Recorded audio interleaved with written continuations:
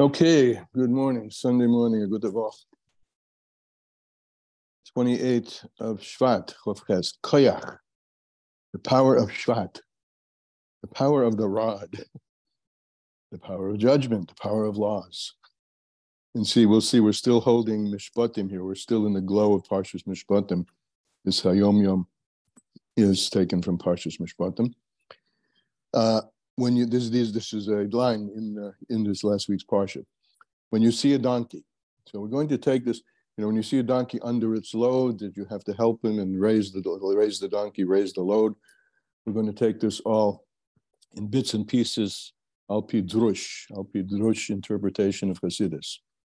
So first, when you see a donkey, now the word for donkey, chamur, is humrius. Humrius is the thickness of physicality. When you're, as you say, well, let's let him talk. When you carefully examine your humrius, your materiality, your body, the ways in which you may be tied to the bodily, natural affairs of life, you will see. So it says, when you see your donkey, and you see your enemy, meaning that your chaymer, your physicality, which is in which is embedded the animal soul, to which is attached the Yetzer Hara, meaning that your chaymer hates your divine soul, that longs for godliness and the spiritual.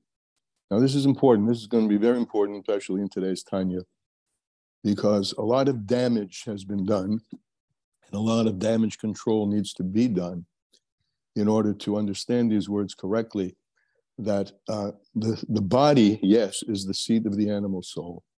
The animal soul needs to be harnessed to Elokus. The body needs to be gracefully aligned with godliness.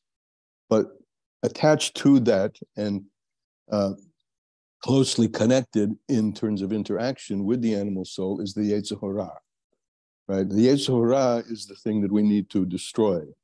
The body, the chamur, needs to be purified. It needs to be worked on in order to be, as I say, gracefully aligned and in step with godliness. So when the body is under the burden of the Yetzer Hara, meaning that your chaymer, your physicality, now I'm back inside, hates your divine soul that longs for godliness and the spiritual.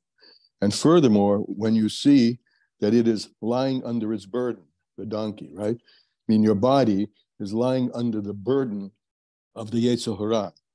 It's lying under its burden, placed upon the body by God, namely that it should become refined through Torah and mitzvahs.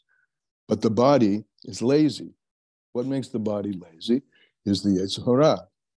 So the body is lazy to fulfill them. So then when you see your body like this, your physicality like this, bound to and under the throes of the forces of the Yetzer Hara, so then it may occur to you that you will refrain from helping it. It's overpowering, right? As we'll see, one of the lines, a few sections of the Tanya that we're learning today. It may arise up in your mind that you will refrain from helping it. You will refrain from enabling it to fulfill its mission. And instead, you will follow the path of mortification of the flesh, beating down the body. Now, beating down the body, the physical body has no place in Hasidus, particularly in Chabad Hasidus and in Hasidus in general, because it isn't the body that's the problem. It's the Yetzer Hara, which attaches itself to the body that's the problem. But you see, the body is lazy, the body is heavy, the body is lying under its burden, so to speak. So you may say, let me mortify the flesh to break down the body's crass materiality. However, not in this approach will the light of Torah reside. Rather, you must aid it. You must purify the body, refine the body, bring the body to its capability for graceful connection and powerful connection, because the animal has a power that the man doesn't have, right? The horse can take you for a ride. It has a power to elevate you. So then purify the body, refine it, but do not break it by mortification. And as I said, when I say that this has actually created a lot of damage, taking the words literally. I mean, my daughter is a psychiatric nurse practitioner. One of her focuses, unfortunately, is anorexia and other eating disorders that come from believing that the body is negative. It needs to be melted away. I mean, that's a very simplistic and oversimplistic explanation, and it isn't.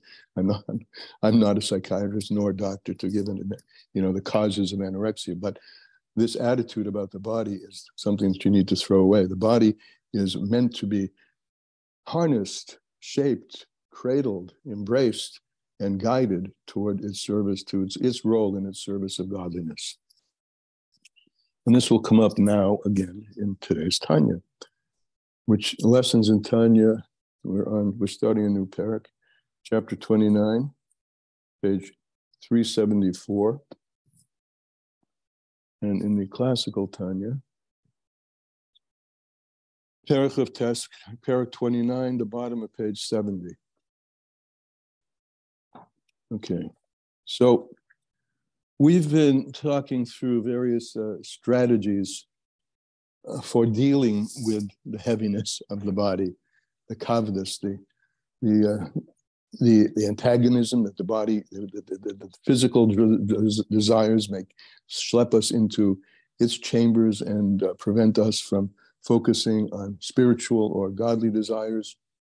And it's really all about thought management, mindfulness, what thoughts you can substitute for the negative thoughts, if you can. And sometimes, however, you may not be able to. In addition to negative, substituting positive thoughts for negative thoughts, there's the notions of clearing the mind of thoughts. Like the meshul we use, that when someone outside of you is aggravating you during the time you're davening, don't pay any attention. That's the notion of clear your mind, don't pay any attention. And the other is then focus on action, like focus on the davening. Focus even more strongly. Know that if the Yetzer Hara is kicking, remember the metaphor of the two wrestlers. If the Yetzer Hara is kicking, it's because he recognizes, she or he, Yetzer Hara, I think, is a she thing. I'm not sure why, but that's irrelevant. Throw that aside. If the Yetzer Hara is kicking, it's because it recognizes that there's a powerful enemy, which is the Yetzer Tov, which is antagonizing it. So then take your Yetzer Tov and throw it into action. A little bit of action dispels a lot of negative thought. So there's mind control, or not mind control, mindfulness, thought management, because the whole point, remember, of the Beinoni is always all about making sure that the initial bubbling up of negative thoughts don't reach his or her consciousness, because she pushes them down. She pushes them down with two hands. So thought management and, positive action. Now, today's chapter is going to deal, what if you can't manage that? Because you're just too cold, too dark, too depressed. You're on the mat, so to speak, flat on the mat. So, chapter 29. So if that's the case, there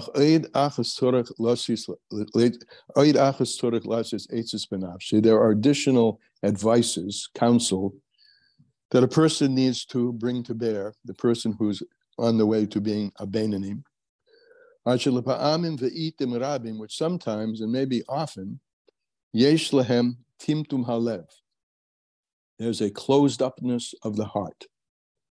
Shenasa ke'evan, where the heart becomes a heart of stone.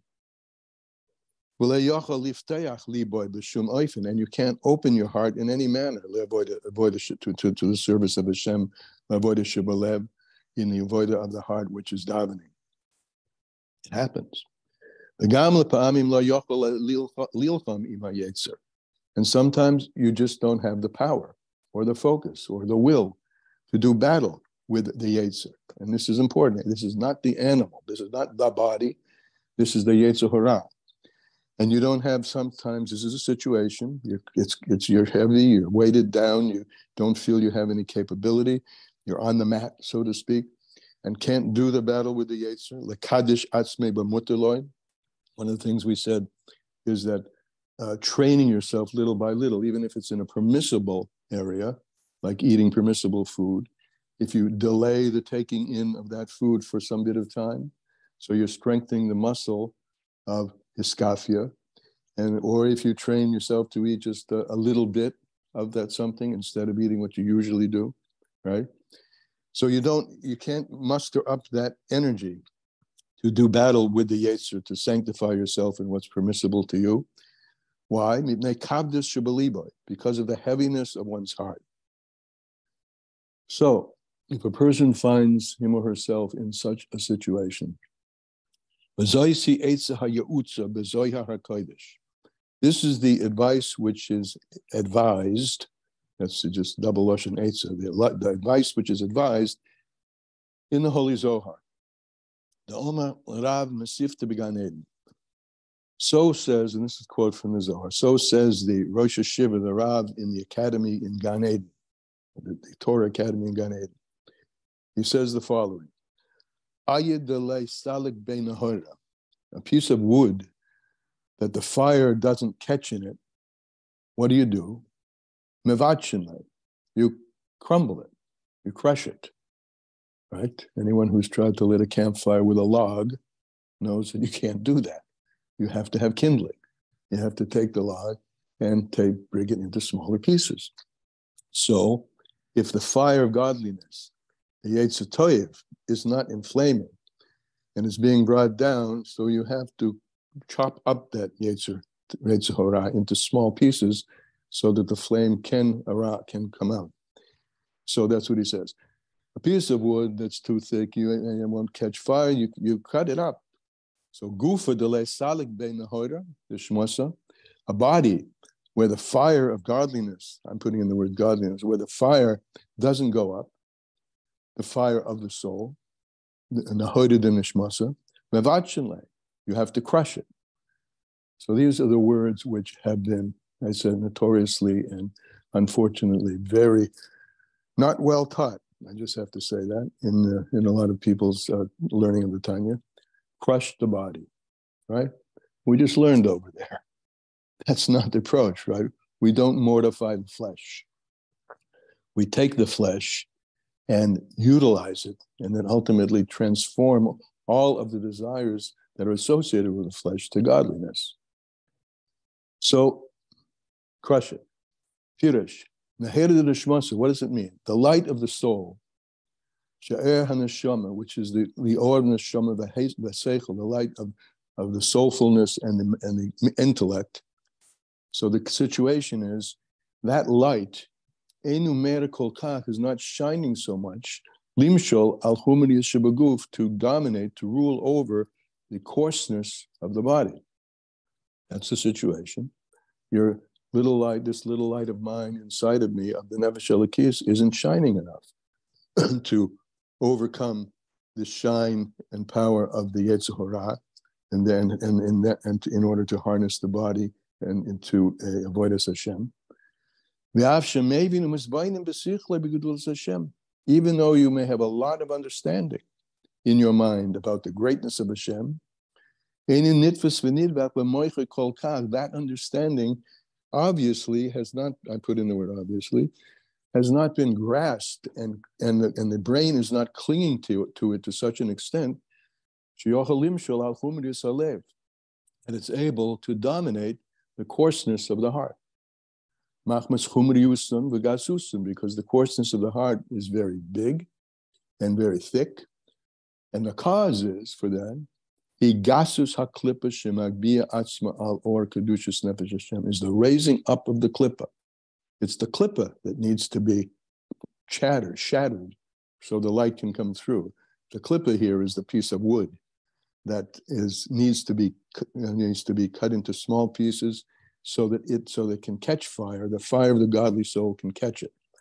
So the cause of it is the thickness of the klippa, which is raising itself up al or kedusha, over the light of holiness of the nefesh elokis, umistateres umachshicha leoira, and it's concealing and darkening the light of the nefesh elokis. Lezois tzorich levatesh, And this is what you have to crumble, to pulverize. The hashbila offer, to lower it to the dust. Now, lowering it to the dust means humility.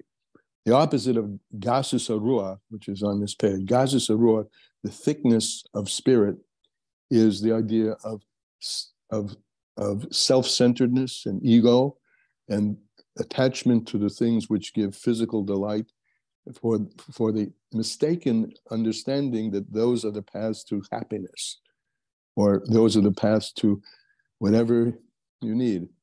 I want to have a relationship with a person, this particular person. Maybe I'll impress them with how I'll take them out to dinner at one of the fanciest places that there are, right? All of this is all about you. I want, whatever it is, whether it's I want this person, I want this relationship, I want this car, I want, etc. So that's what's raising itself up. That you have to push down, raise it, as it says, la'offer. And the idea is to, if that's all that you're about, that's really about total focus on oneself, and in oneself particularly. Even, this can also translate, as it does, brought many times and considers, even in the spiritual realms. I'm focused on my desire for spiritual ecstasy, my desire for ecstatic experience, right? It's one of the things that's even written in Chassidus about Avram Avinu, that it's a pasuk, Avram Avinu, there is one who loves me. There is one. Yesh is the opposite of ayin, even in a very subtle way. So in a subtle way, and even in a godly way, in a pursuit of Elokus, one's pursuit of Elokus can be all about oneself.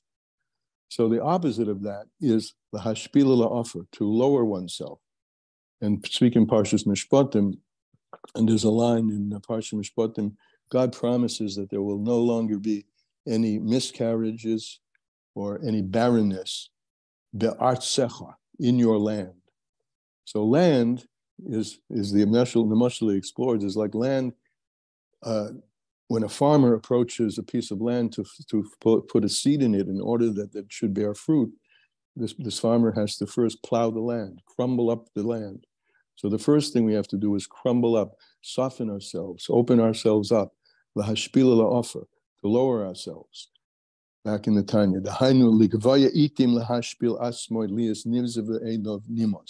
and this, as we've spoken about before, practicing humility, lowering oneself, in particularly in fixed times which are designed for this, for making a cheshbon nefesh and being honest with oneself. And we spoke about this in the last week, of course, I don't know which day, that Hashem has fixed times for this, which is Krishma Alamita and Tikkun Chatzos. And we spoke there about the idea of perhaps making your own fixed times for this particular kind of avodah, which is to lower oneself and practice the deflation of the ego and the opening up of oneself, the opening up of the earth, the hardness of the ground, which is when it's hard, that's what we talked about earlier, the metaphor of the hard ground. It's hard, it's covered, it's very heavy. Your heart is heavy, your heart is closed. That's called timtum halev, it's closed up, nothing can get through. The seed can't open up, the water can't fertilize, the water can't irrigate. It needs to be softened. So there are times for this, which is Kakosuv, as it's written, V'leiv nishba v'ruach nishbora. I skipped on. Lower oneself, lies nivza be'enov nimos, to take upon yourself the avodah of looking at how despicable you are in terms of being enslaved by the Yetzer Hara. Kakosuv, as it's written, V'leiv nishba v'ruach nishbora, hi hasitra achra. When the heart is broken, the heart is opened up, what does it mean? We're breaking up the sitra achra, we're breaking up the grip that the sitra achra has upon us. Shehihi odamatzma, because at the time that a person is in the grip of the sitra achra, the Yetzer Hara, so that person itself that's what the person is. That's how the person is being manifest. And that's it. And this is the person in a Beinani, this is the constant struggle. That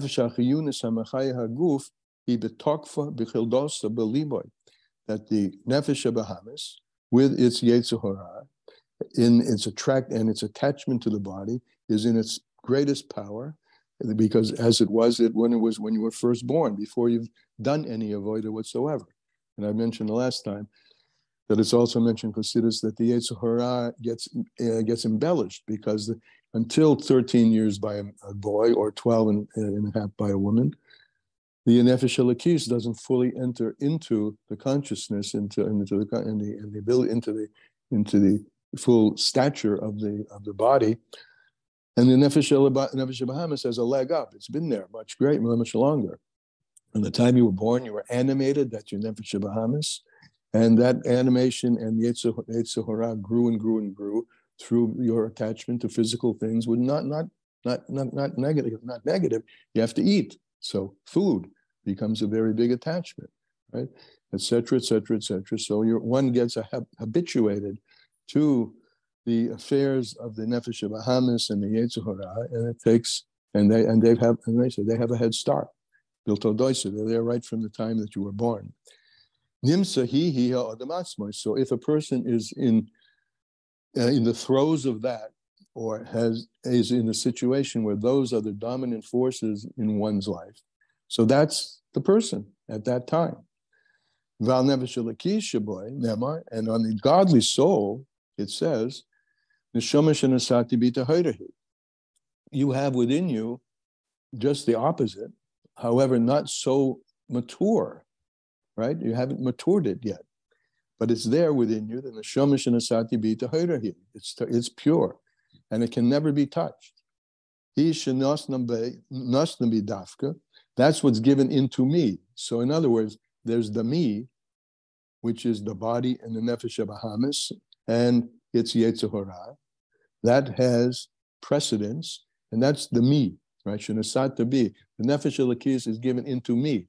There's a me. There's another thing, and the other thing is the body and the nefesh Bahamas and the Yetzer Hara. So mechlal, so it comes out that the person is not the godly soul. The godly soul is given into me. Shenasama is given into me. Ki'im b'tzadikim. However, the nefesh elokis can become the person, and the nefesh elokis becomes the person entirely when a person becomes a tzaddik. Tzaddik al Tanya, right? The influences of the corporeality and the Yetzer Hara, which is attached to it, are completely destroyed, right? They completely have no place in the olam katan, in the small world, which is the person, by tzaddikim. Shebehem hu lahapech. In a tzaddikim, it's just the opposite. Shanashama hatahera, which is that the pure soul, shehi nefesh elokis, which is the godly soul, he adam, that's the person. Begufam nikra basa adam, and the body is called the flesh of the person. Ukamayma Hillel Hazakin, and as Hillel Hazakin said, Talmidav, he said to his students, when Hillel Hazakin went to eat something, he said, he's a tzaddik, so he says, he would say, he's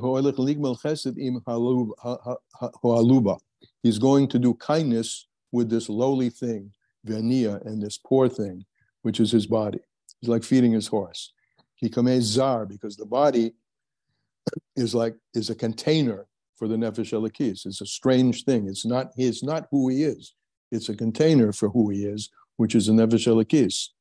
So kamei zar nefesh, the body was considered by him something strange, etzle by him. Balache and Omer, and therefore he said, shehu goyim l'chesed imo, he's going to do kindness with the body, that he feeds it, like feeding his horse. Because he, Hillel Hazakin, and the tzaddik is only his nefesh elokis levad. Because in the tzaddik, it's only the nefesh elokis which has a voice and which is enlivening the body and the flesh. Because all the negativity, the evil, the negativity in the nefesh, in the enlivening soul, which is enclosed in the blood and the flesh, is hapech l'toyev, has been transformed to good. Again, transformed the body. I mean, I don't know I'm just emphasizing this because it's just, there's so much going around these days, in the world in general, I'm involved with a guy down in Texas whose whole clinic is devoted to eating disorders and suicide, where people are despising themselves, right? And taking it out on their body. It's very painful. So the tzaddik turns that all inside out. Everything is turned into good.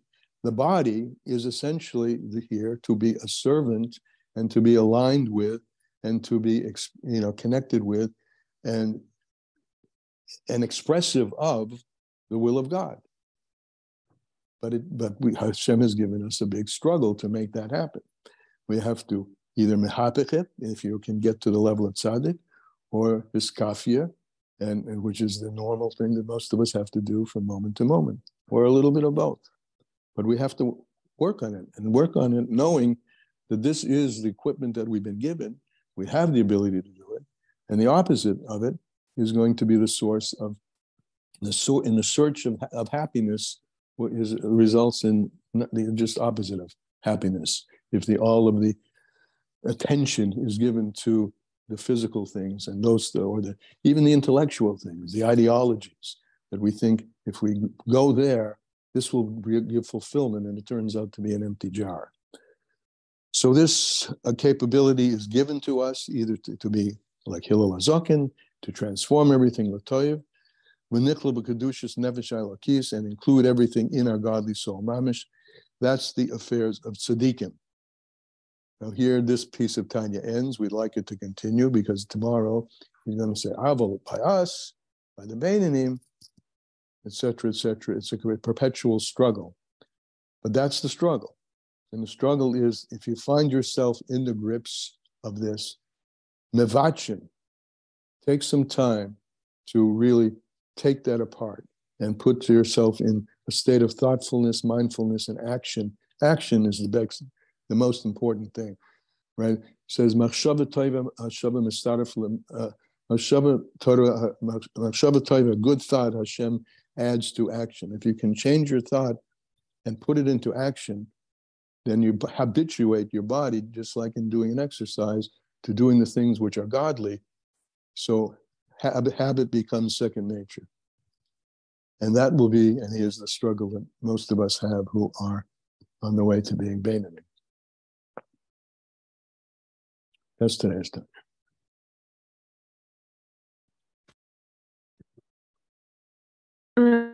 I came in, I learned in the Rebbe Sicha that when Yaakov laid down Vayifka b'makomahu and he put stones around his head, it was because he laid down so that his body and his soul will be equal. Right. And so the Rebbe says that there's a third thing. There's atzmos. There's body, there's soul, and there's atzmos, right, which compared to atzmos, body and soul are equal. So how do we access our atzmos is my question. Through the nefesh elokis. All of the avodah that you do to strengthen the nefesh elokis over the nefesh bahamis, the yetzer tov over the nefesh elokis, is coming from when we say Hashem oizroi, right? We've had that many times. Hashem helps you. Hashem helps you because atzmos is invested in. That's the advantage that the nefesh elokis has over the nefesh bahamis. Oh, the nefesh elokis has an advantage because it could lead you to the atzmos. Because it contains the power of atzmos within it. It can reveal atzmos. Yeah. So yeah, it has a secret power. But where is atzmos in our experience, in our human experience? Well, first of all, I mean, it's a little bit of a digression here. But first of all, atzmos is everywhere, right? Ani Hashem Elokecha. I am Hashem, your God. That even the Elokecha, which is the multiplicity and diversity, contains atzmos, right? But the atzmos, you said, where is the atzmos in our daily life? The atzmos in our daily life is active every and any time that you strengthen your nefesh elokis over the nefesh bahamis. You know, the nefesh bahamis, the animal, also comes from atzmas, right? And that's the source of the power, the extra power that the animal has. The animal is stronger than the man, right? You harness an ox to a grinding mill. If you put a bunch of humans there, it's going to be much slower. So there's a power but it's the nefesh elokis in interaction with the nefesh bahamis which releases that power of atzmas. So it's always the godly has to operate on the animal in order that the two of them can reach and express their connection in atzmas. But it's the atzmas, it's the power of the nefesh elokis which is the motivator. I love the mashal of the horse and the rider. So like horses, but also that there was something I think you inserted here to say that the nefesh habahamis was negative, but it doesn't. I don't think it's intended. No, I didn't. I've been trying to actually clarify. It's the yetzer hara which is negative. Yeah, because that's what we're given. It's a gift to have a body, to be able to do Ratzon Hashem in a physical world. And this is the closest we can get to Ratzon Hashem is to do physical stuff with our body, our mind, ruling over what we're doing, directing, the horse and the rider. We're supposed to be on top. That's absolutely all. Yeah, but the body is holy. Yeah. It's holy. It's like it's all. I mean, most of all of the mitzvahs have to do with the body, right? So the body is meant to be, as you said, harnessed, and when it's harnessed, this is I mentioned. This is a mashal from the Mittel Rebbe. Al Purim is coming, right? It's in a beautiful mimer in Shari Ora of the Mittel Rebbe, the Purim mimer. It's a long mimer, but the horse can take a place to a man that a man can't get on his own. In other words, and this relates to Elisheva's discussion about where atzmas lies, the Adam, which is the nefesh elokis, needs the animal to take it to heights that it could not get to and can't get to on its own.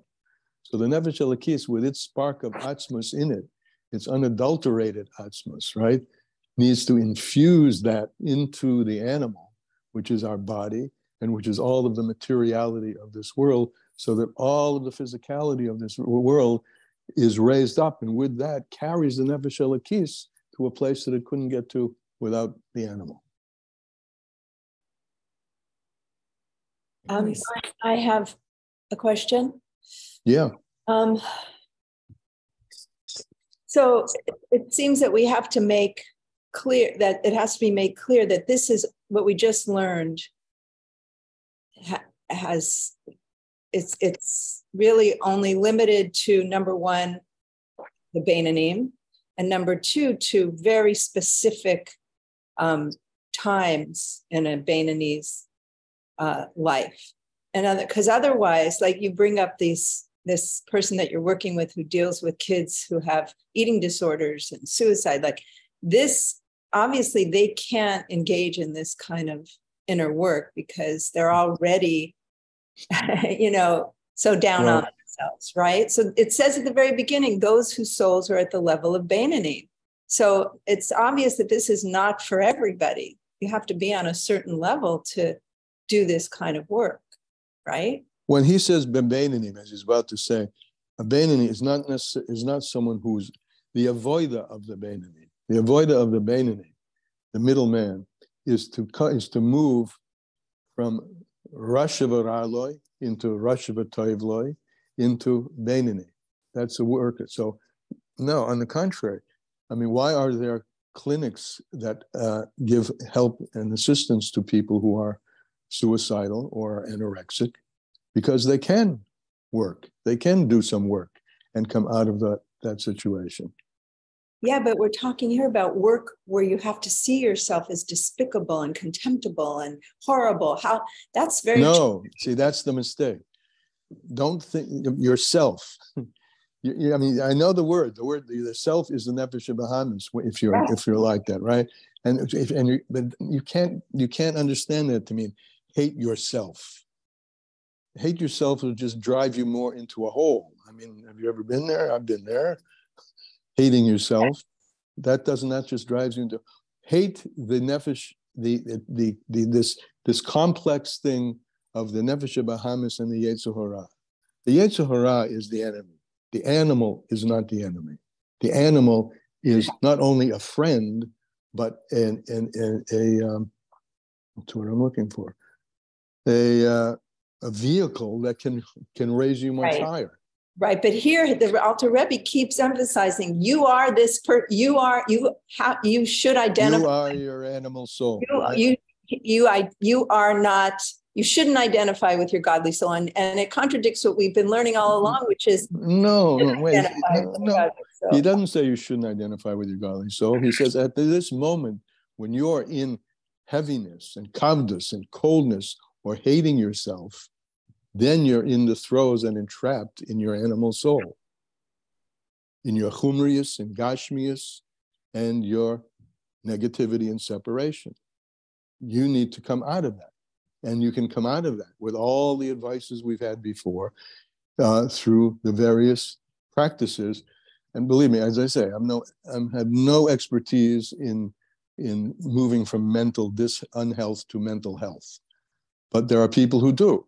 And there are methods for this, and there are methods on the horizon now which really are getting deeper into this, tapping the essence, not the essence, let's say, but the deep levels of the godliness that's embedded, and freeing that spark of godliness to catch fire to the brokenness, to the lowness, the brokenness of your yetzer hara. Take that yetzer hara, chop it up into little pieces, and apply all the therapies and all the techniques and all the plant-based medicines, whatever you're into, and all the meditations in order to burn that negativity away. That's the intent of this piece that we're learning. But in parts of it, he's describing when you're trapped by it, beating it means to pulverize the klipos, break the klipos. Right. What you just said certainly sounds better than the message I was getting, which is the Alter Rebbe is saying you have to identify with yourself as your animal soul. So, he's saying you are at that moment, you are identified, but get out of that. Ah, okay. Got it. That's what he's saying. You are identified. That's who you are at that moment. Wake up. I don't want to be there. I thought he said only a tzaddik is in that, can get to that. Only a tzaddik can get to the point where there's no negative drag of the yetzer hara and machshava zores. Yeah, it's true. Only a tzaddik can get, that's the level of a tzaddik. No negative drag of any of that stuff. A Beinoni is in a constant battle with that stuff. But he's battling, or she's battling. And believe me, it's a battle. I mean, some of the people I've seen, and particularly my daughter, it tells me without, of course, any names, the kinds of things that are going. If you know people like this, it's a real battle to come out of that darkness into light. But the battle is it's not just being advised and prescribed. You're learning, hopefully, that you have within you the tools in your deepest levels of consciousness. And sometimes that's where you have to get to, through the various therapies that are available. And they're not really quite well developed yet. And he said because such a disaster, such an epidemic, really, of these negative things going on in our culture that we're looking for and hoping for, and some new tools are coming to the fore to tap the level of depth that's way down, which is the godliness, and let it spring up and dissolve or crush, shatter the klipos. But that's what you have to do. When you recognize his statements about where you're holding, like as you're saying, as you're quoting, recognize where you are. If you're in kavdus, if you're in heaviness, and timtum haled, is because at that moment you are the yetzer hara, you are the nefesh bahamis, you are in the throes of that.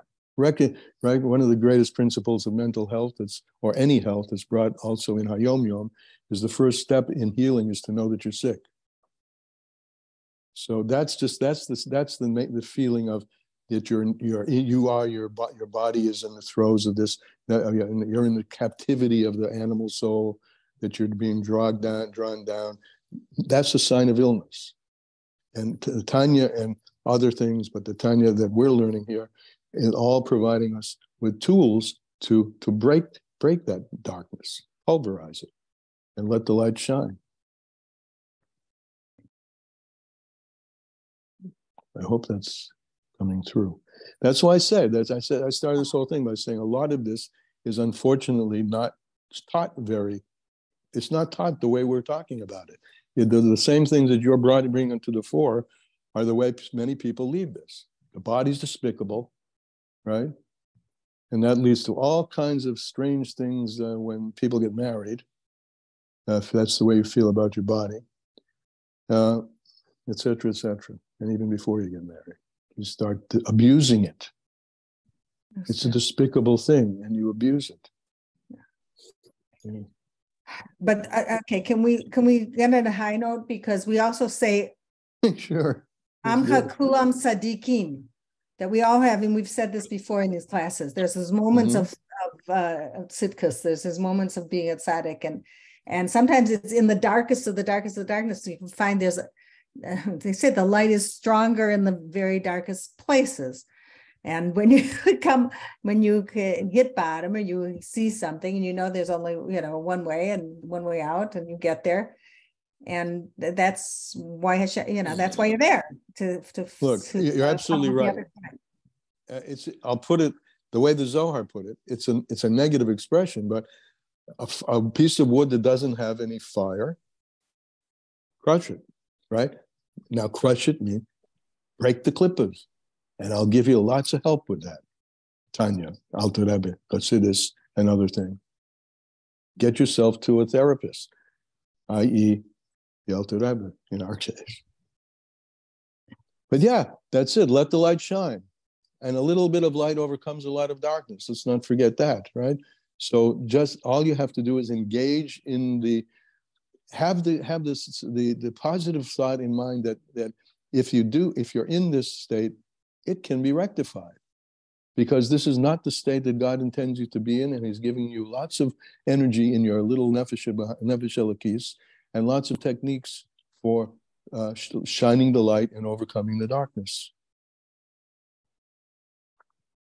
Yeah, and you can find it inside yourself. Of course it's in yourself. Yeah, but you have to know that you have it. A lot of people don't know they have it, and that so you wallow in the dark, and you feel hopeless.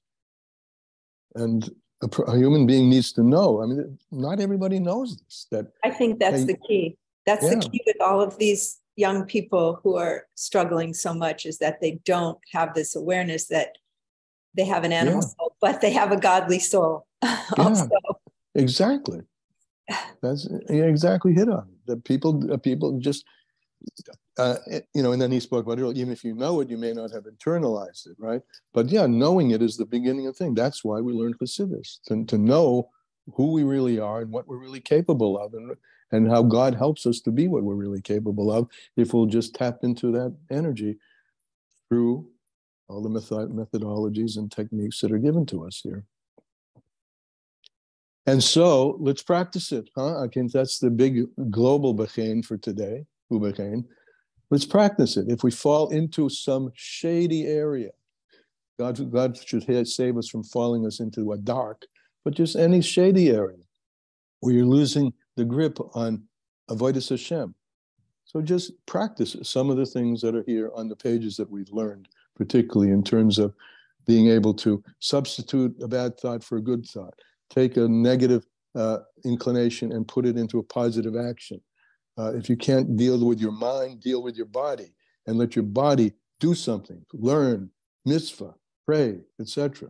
And the more you accustom yourself to overcoming that little darkness, the more light will be shed, and the less will be the moments when the darkness overcomes it. And these moments are every day. I'm sure every one of us have opportunities for practicing this. So let's do it. Okay, this went on very, very long today. Thank well, you. it's Sunday, so we have more time. Anyway, see you tomorrow, and we'll see how we got through the day when we get back together again tomorrow. Bye-bye. Thank you. Thank you. Thank you very much.